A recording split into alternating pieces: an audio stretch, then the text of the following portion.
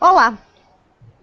No ano que a internet comercial do Brasil completa 20 anos, a Abranet está publicando uma série de reportagens em vídeo e em texto, tanto no site quanto na revista, para contar um pouco do que se passou nesta 2 décadas. O entrevistado de hoje é o Eduardo Parajo. Bem-vindo, Eduardo. Obrigado, Roberto. Parajo, eu queria que você começasse um pouco contando de como você empreendeu para montar um provedor de acesso à internet lá nos idos de 95. A gente, na verdade, eu atuava na área de informática, né, com montagem de equipamentos, microcomputadores na época, né, isso de 90 em diante. E quando foi no final de 94, comecei a perceber que o mercado de computadores em geral estava bastante concorrido e a gente ia ter uma certa dificuldade aí em competir com os grandes players aí naquela época, IBM, HP, Monidata, esses caras todos, Scopus, que eram os computadores que se vendiam naquela ocasião. E aí eu comecei a dar uma pesquisada justamente para mudar um pouco de ramo, né, e sair um pouco da parte de venda, vamos chamar assim, de hardware, de computador, e ir mais para a parte de serviço. E tinha uma feira muito famosa na época, que chamava Condex, que era mais ou menos a FenaSoft aqui no Brasil, depois de alguns anos, e sempre que eu tinha oportunidade, eu ia visitar a Condex nos Estados Unidos, lá em Las Vegas, e tinha uma edição de meio de ano que era feita em Atlanta. E aí eu, em 94, na Condex Spring, fui lá, falei, não, agora eu vou encontrar aqui uma placa nova que algum chinesinho inventou lá, vai ser uma revolução no hardware para mim, e aí eu vou ganhar mais uma sobrevida de alguns anos para poder tocar um negócio de computador, né? E quando eu cheguei lá, para minha estranheza, só se escutava de falar de um negócio chamado serviços online, que naquela época tinha o CompuServe, Prodigy, AOL, esses caras todos, e uma tal de internet misturada nesse negócio que as pessoas não muito conheciam ainda. E aí o legal foi o seguinte, que eu, obviamente, depois do primeiro dia de feira, eu fiquei bastante desesperado, né? Voltei triste pro hotel, falei, não encontrei a minha placa maravilhosa, mas do outro lado abriu a oportunidade e falei, bom, se aqui está se discutindo essa questão de serviços online e questão de internet, possivelmente esse é um caminho para frente. E aí voltei nos últimos dias da feira e fiquei pesquisando como que o pessoal estava fazendo e tudo mais. E aí comecei a me influenciar. Isso em abril de 94. Voltei para o Brasil e comecei já a pesquisar aí como que eu poderia fazer para abrir um serviço de internet ou um serviço online aqui no Brasil. E em que região que você atuava e o que foi mais difícil naquela época? Qual foi o caminho das pedras que você teve que percorrer para conseguir abrir esse tipo de empresa? Olha, naquela época eu diria para você que era a idade da pedra, ainda em várias coisas, principalmente na área de telecomunicação aqui no Brasil, né? Não sei se você se lembra, você é muito jovem, né? Mas a gente tinha problemas de linha de telefone, né? A linha de telefone era um patrimônio das pessoas. Então, a primeira grande dificuldade que de cara aconteceu e que a gente viu era que é o seguinte, para você receber as conexões dos usuários, se a gente fosse montar um serviço online, ou seja, um provedor de internet, era ter várias linhas que pudessem receber as ligações. Então, aí já foi o primeiro problema, porque existe uma escassez de linha telefônica. Eu sempre atuei aqui na região de Barueri, em Alphaville, e uma linha aqui chegou a custar US$ 18.000. Então, você imagina, se eu tivesse que colocar 30 linhas a US$ 18.000, ia ser uma coisa de maluco, né? Óbvio que a gente, evidentemente, aí começou a buscar alternativas para ver de que forma que a gente poderia driblar essa questão. Mas, mesmo assim, não foi nada fácil. Eu diria que esse foi o primeiro desafio. Tem um segundo desafio aí que também foi bastante complicado. Porque, na verdade, não existia, exceto na área acadêmica, conexões com a internet, né? E no Brasil, por causa do monopólio das telecomunicações, do sistema Telebrás, toda e qualquer conexão, ela não poderia, na lei, ser compartilhada por terceiros.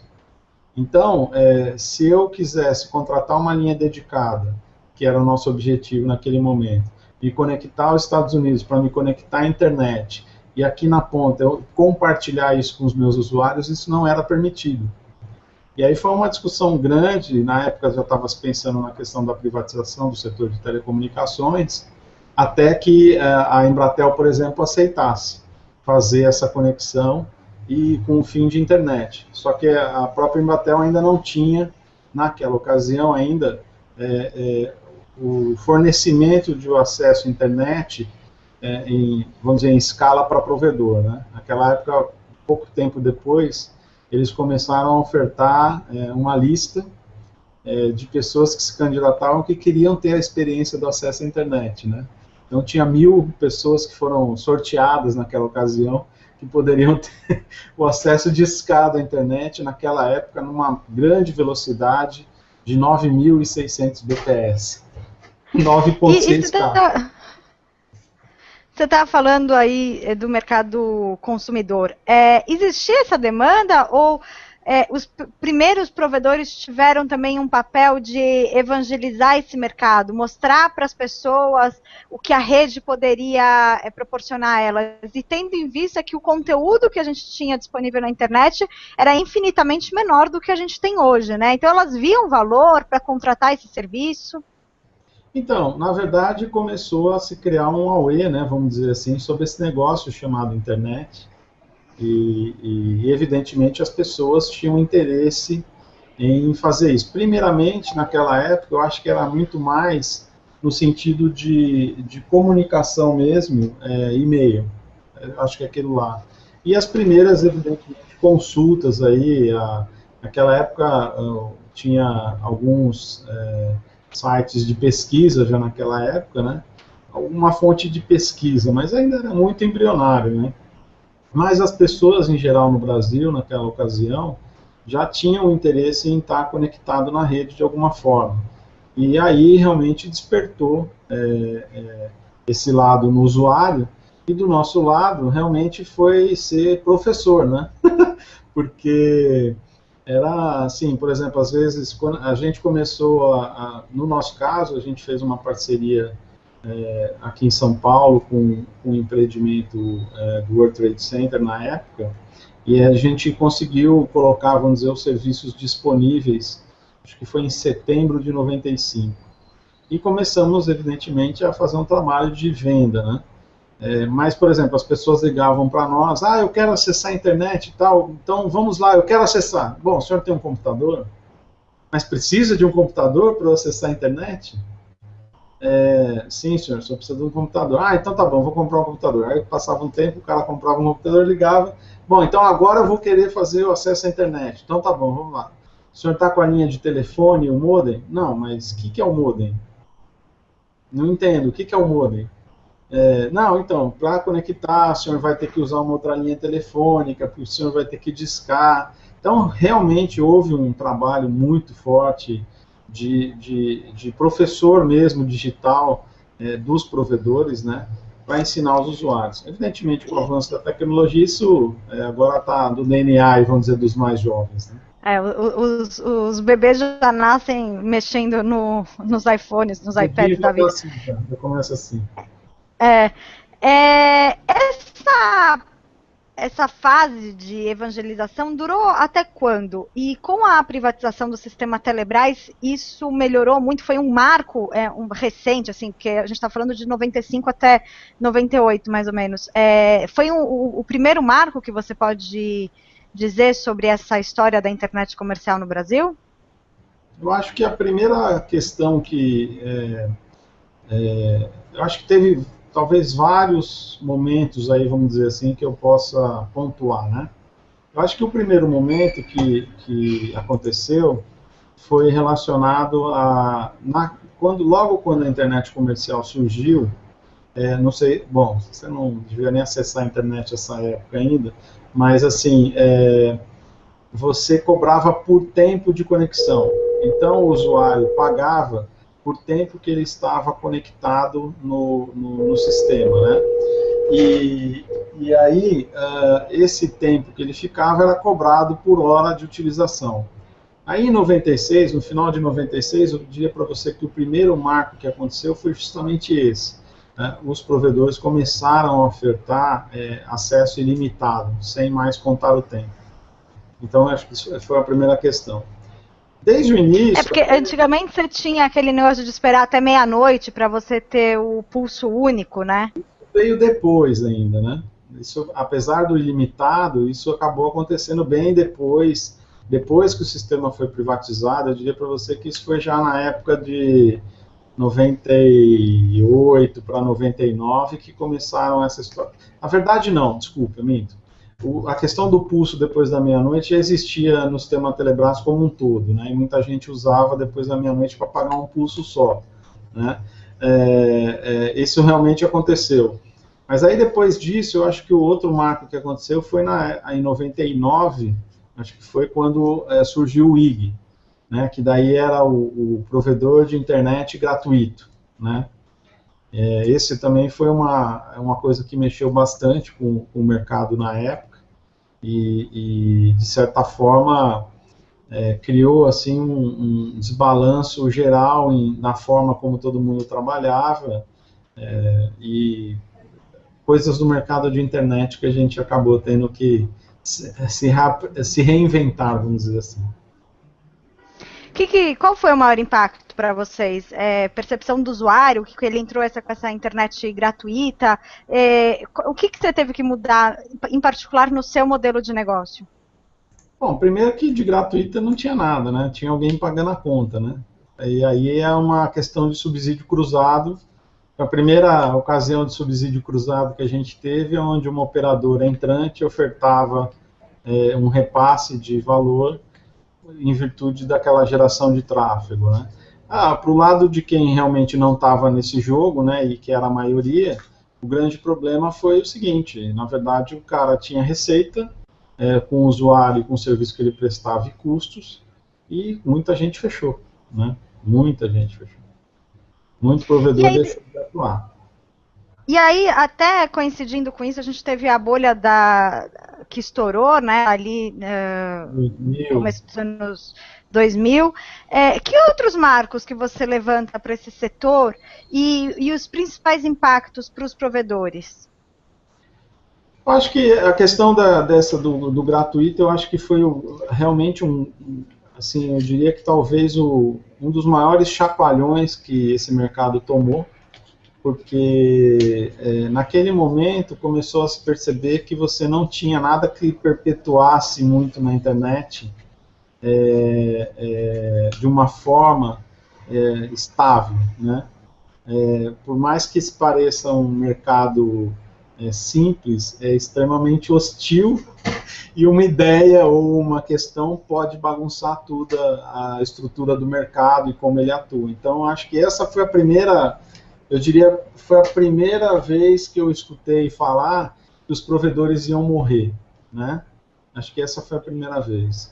A segunda vez que eu escutei que nós já não existiríamos mais foi quando as operadoras começaram a colocar os ADSLs, né? Os primeiros banda larga, e aí as operadoras queriam entrar no nosso negócio de provedor, e começaram a dizer que a gente também ia morrer, que tal, não sei o que lá. Acho que já fomos jurados de morte umas 30 vezes que falaram que a gente ia morrer. Então, acho que aquele momento ali do IG trouxe para a gente um grande aprendizado de se reinventar a cada dia. Eu acho que isso foi realmente uma lição. Na época dos 2000, da bolha, como você bem comentou, foi outro grande impacto, né? Porque todas as consultorias fizeram um business plan perfeito para todas as empresas e todo mundo ia dominar o mercado. E se colocou muito dinheiro nisso, principalmente nos Estados Unidos, e aí explodiu o negócio. Depois dos 2000, eu diria para você que o negócio de internet virou... É como se fosse você operar uma padaria, né? Você é dono de uma padaria, não tem muito segredo. Você tem que ficar controlando o custo, ver as suas ofertas de venda. trabalhar buscando um pouco da tua margem de lucro e aí por diante. Por último, eu destacaria que realmente essa nossa briga, vamos dizer assim, com as operadoras, que eu sempre nunca entendi do lado delas, por que disso, porque nós éramos os melhores vendedores para eles, não gerávamos headcount para eles, vendia para eles também junto, pagava para eles. Então, quer dizer, nós éramos um excelente funcionário terceirizado deles e eles sempre queriam acabar com a gente, sempre querem acabar com a gente e tirar a gente desse mercado, né? Mas eu acho que foi a briga já, mas aí já em 2007, 2008, quando começaram a ter aquelas diversas liminares na Justiça Federal dizendo que não precisava ter provedor, né? E aí, depois de alguns anos, a gente descobre que, na verdade, mais uma vez, tira-se dinheiro de um lugar e põe dinheiro em outro para falar que o provedor é de graça, né? E agora eu diria que o Marco Civil também está trazendo isso à tona de novo, né? Será que realmente é de graça ou será que alguém está pagando a conta, né? Então, acho que nós vamos, de novo, ver esse filme passar aí pela frente. Você comentou que os provedores foram jurados de morte e não morreram durante várias vezes. Por que você acha que eles não morreram? O que você acha que... Como que os provedores foram se reinventando ao longo dessas 2 décadas que os fizeram permanecer no mercado e permanecem até hoje? Eu acho que foi realmente do instinto de sobrevivência do negócio, foi se reinventando e buscando e aprendendo a criar, vamos dizer assim, alternativas e explorar coisas que ninguém explorava antes. Eu acho que tem muita gente criativa nesse mercado, com ideias magníficas, inovadoras. Acho que o Brasil, por exemplo, poderia inovar cada vez mais se a gente tivesse realmente muito mais apoio, né? Que é um problema relativamente crônico em todas as áreas hoje no Brasil, né? A questão da educação, profissionais e tal, tudo mais. Mas eu acho que não é essa blindagem, mas vamos dizer, essa cascadura cresceu depois dessa primeira pancada que a gente tomou lá atrás e viu que se você não tivesse realmente todo dia pensando numa coisa, numa forma diferente de estar agindo, podia ser que no dia seguinte você estivesse morto, né? Acordasse já morto. Acho que isso acabou criando vamos dizer, essa autodefesa aí, e não um jurado de morte, mas sempre dizendo assim, esse mercado vai acabar, esse negócio de provedor não existe. Eu acho que esse dilema e essa colocação que sempre foi feita com a gente acabou nos fortalecendo e nos ajudando a nos reinventar a cada dia. E a internet mudou muito, né, nesses 20 anos, e a gente vê uma explosão de dados, a gente vê vídeo, aí entrada das operadoras móveis. Qual o desafio do provedor hoje? E qual você acha que é o papel do provedor hoje, principalmente quando a gente fala de Brasil, que excluindo as grandes metrópoles, onde você realmente tem internet, tem banda larga, eu acho que ainda tem muito a ser explorado. Acho que a gente tem um desafio enorme em termos de país, né? Como você mesmo bem disse agora. Você vê grandes centros muito competitivos, com presença de vários provedores, seja de qualquer natureza, seja desde o teu provedor de cabo, de televisão, de internet, de celular e ruas ou quarteirões para frente, realmente um marasmo, um deserto, que mal e mal você consegue sobreviver. Então, eu acho que o desafio ainda é muito grande, né? Então, assim, e quando você tem essas brechas, vamos dizer, esses buracos, né, esses pontos cegos, vamos dizer assim, aí é que entra um cara pequeno, um cara médio, que é mais ágil, mais rápido, consegue rapidamente estar se posicionando lá. Isso na questão do acesso, né, vamos dizer assim, na questão da última milha, né, e o provedor se encaixa bem nesse momento. E na questão, vamos dizer, da parte de serviços, que é o que a gente sempre dentro da Abranet insiste com todos os nossos associados, né, de incrementar mais serviços, de incrementar mais opções para o cliente dele. Eu acho que esse mercado ainda tem bastante espaço, apesar de a gente ter grandes competidores internacionais até nesse segmento, né? Por exemplo, redes sociais, mesmo, por exemplo, o próprio sistema que a gente está falando agora de videoconferência. Você tem uma série de coisas bastante competitivas e inovadoras, mas eu acho que a gente também tem que começar a avançar nessas questões. Isso eu acho que pode ser um diferencial bastante importante na parte de aplicativos, na parte de ferramentas para a internet, ou ferramentas que facilitem a vida do usuário, né?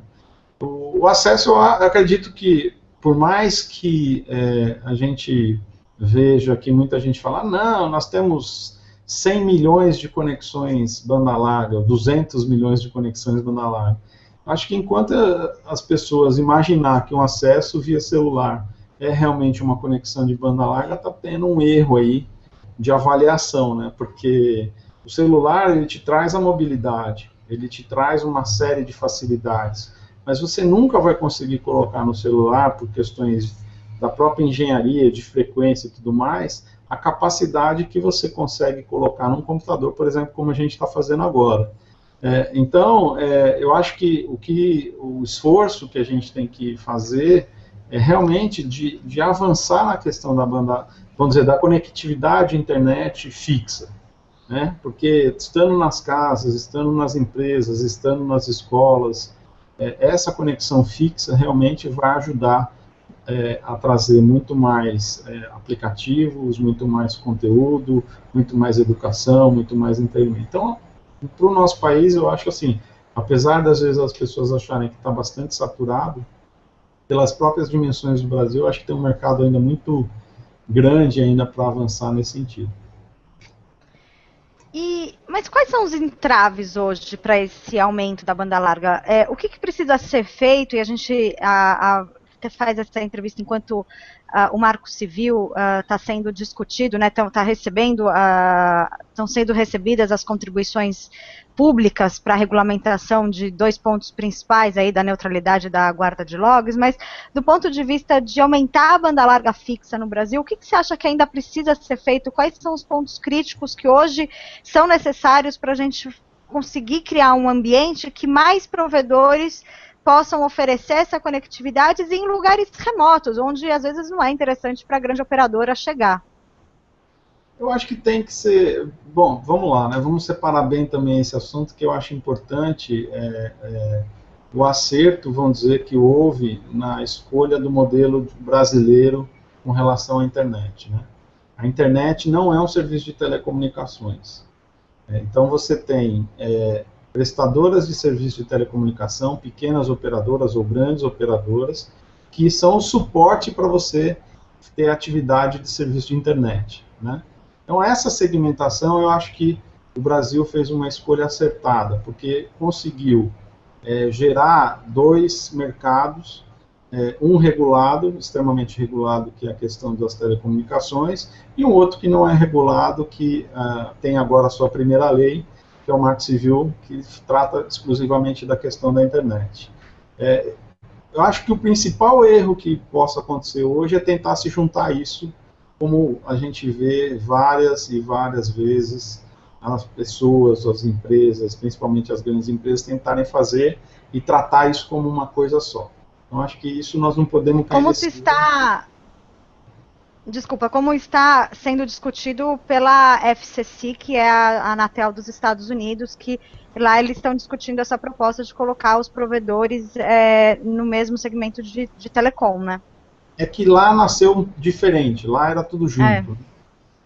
No nosso caso, nós nascemos separados, né? Graças a Deus. Então, assim, eu acho que e o FCC mesmo, apesar de estar fazendo esse movimento, na verdade o que ele está tentando fazer é regular a camada da neutralidade na internet e, não, e tentando abandonar um pouco a questão do telecom, né? Ele quer juntar os dois para ele regular.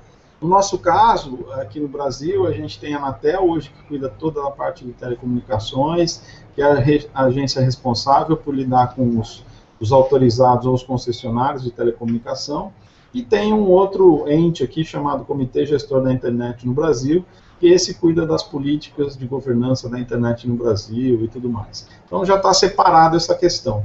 Eu acho que o principal erro, o principal ponto é a gente não cometer esse erro de querer juntar as coisas.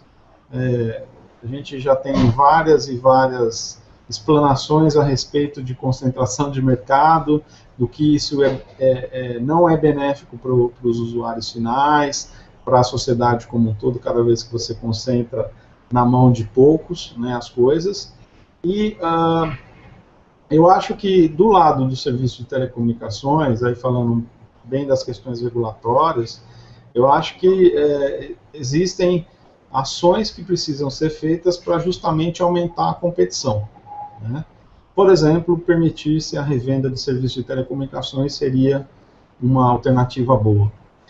Uma outra coisa que vem sendo feita, mas que a gente entende que precisa ser feito em maior velocidade e com maior escala, é justamente tratar as questões de atacado do serviço de telecomunicações de uma forma bem clara, e que por exemplo, o preço que se pratica no atacado não seja menor do que o preço que se pratica em varejo, essas coisas. Então, acho que você aumentando essas questões relacionadas à competição, você vai gerar um ambiente.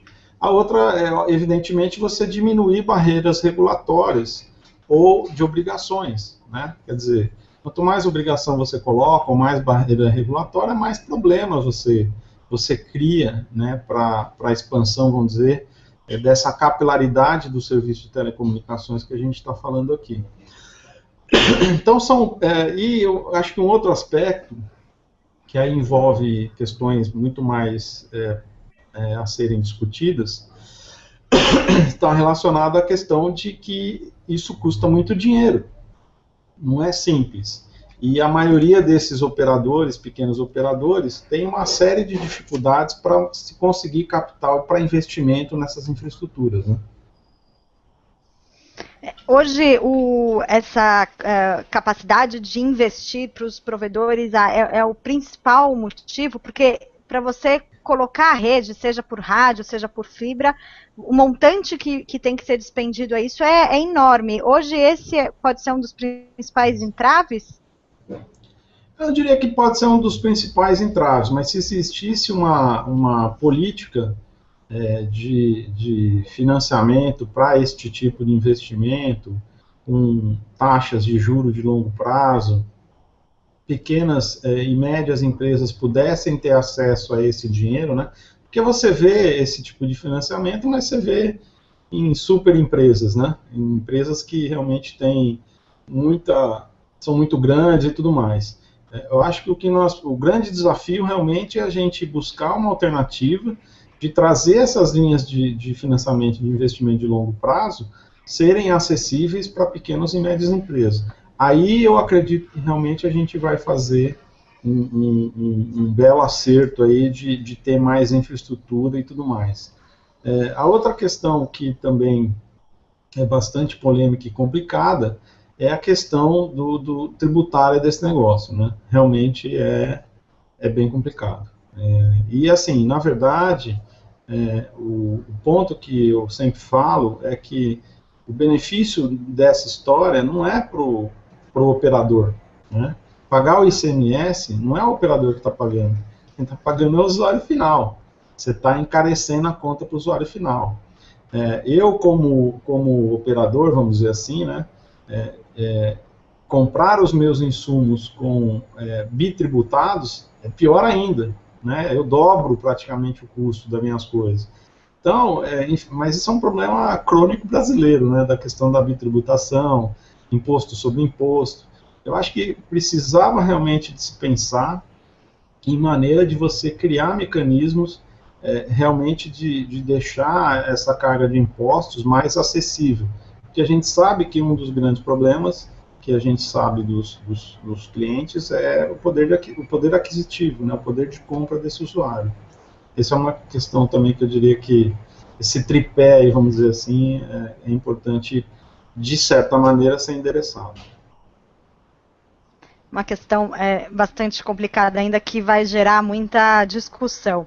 Parajo, para a gente terminar, como que você resumiria, então, o papel dos provedores de internet lá nos idos de 95 e agora? E o que a gente pode esperar deles? A gente começou como desbravador, virou herói, e agora a gente é super-herói de estar vivo ainda. Tá bom, muito obrigada pela entrevista. Obrigado a você, Roberto. Para acompanhar todo o especial sobre os 20 anos da internet comercial do Brasil, acesse www.abranet.org.br.